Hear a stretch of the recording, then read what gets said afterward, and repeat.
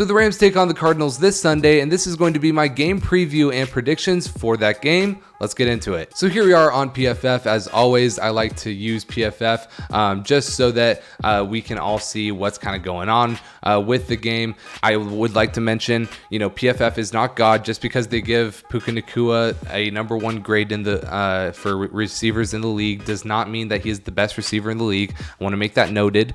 Does mean he's playing good, but PFF grades are not final. So just because it says that the Cardinals are 32nd in the league doesn't mean they are the worst team in the league, although they probably are. But I just wanted to make that note. People like to say that in the comments. So also want to address something. I did not make a reaction video to the Eagles game. Honestly, I was so mad that I just couldn't do it. If you guys want my brief reaction, basically the Rams need to step it up in the second half, and they can't score 0 points in the second half. It's just pitiful, and that's all I have to say on that. By the way, here we are with the Rams versus Cardinals game. So the Rams are going to be 3-1-1 against the spread this year. The Cardinals are actually going to be pretty good against the spread, 3-2, but 1-4 in real life, and then the Rams are 2-3 at the moment. Now, in terms of the spread of this game, the line is going to be at -7, and that's what PFF actually believes as well. They believe this is just going to be a touchdown game. The over-under is going to be set at 48 for the market. PFF actually thinks this game is going to be a little bit under, so they kind of see this as a 28-21 game, possibly like a 24-21 game, depending on how things go. But that's how they see it at the moment. In the money line, you're going to have to shell out about $250 if you want to return $100 by betting on the Rams. Now, in terms of the spread, and what PFF thinks about it, PFF thinks that there's a bit more value on Arizona +7. I don't agree with the amount of injuries and everything that they have, but they also really like the under here. In terms of money line, it's just going to be the Rams. And in terms of player injuries, James Conner on IR, Budda Baker, star safety, on IR, Christian Watkins, I don't remember if it's Christian actually. Watkins, D lineman, on IR. So a good amount of people on IR. In terms of the Rams, Joseph Noteboom, but really I think Kevin Dotson should be, starting in front of Noteboom, even if he is healthy. But in terms of the QB comparison right here, you can see Matthew Stafford definitely going to be the better, quarterback of the two.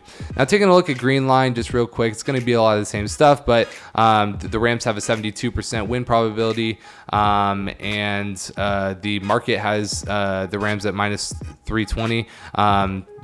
The PFF has it at -258.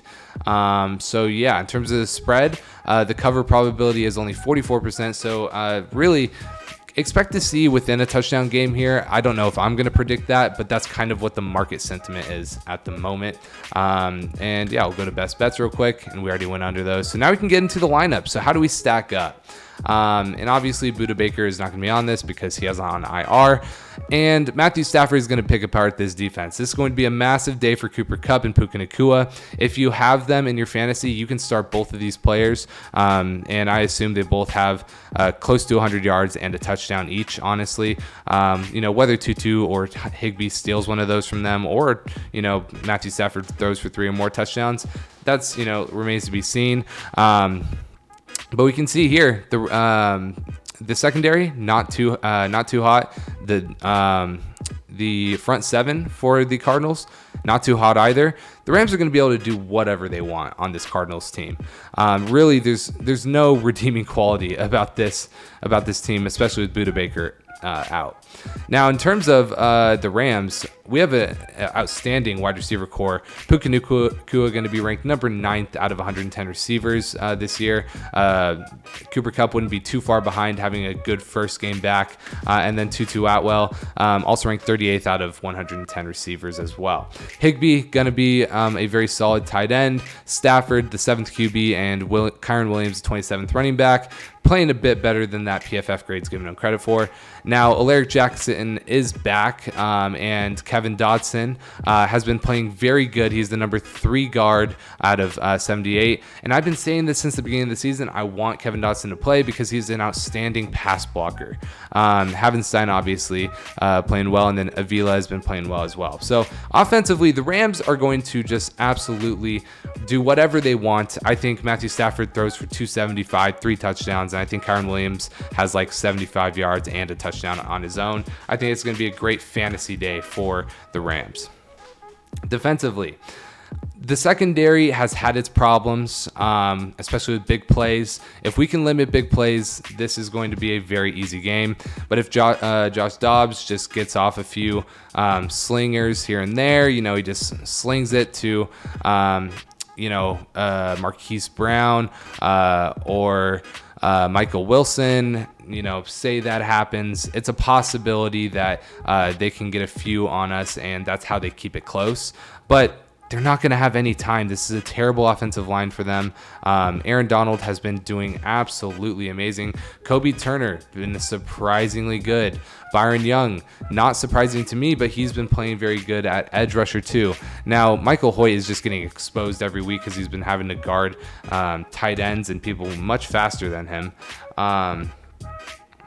But yeah, so that's where we're at this point. Josh Dobbs, he played well for a bit, but I just don't see him being able to do anything, especially behind this line, and Aaron Donald terrorizing him. And I think Aaron Donald wants a game where he just goes absolutely crazy, gets 3 to 4 sacks. So our defensive line is better than their offensive line.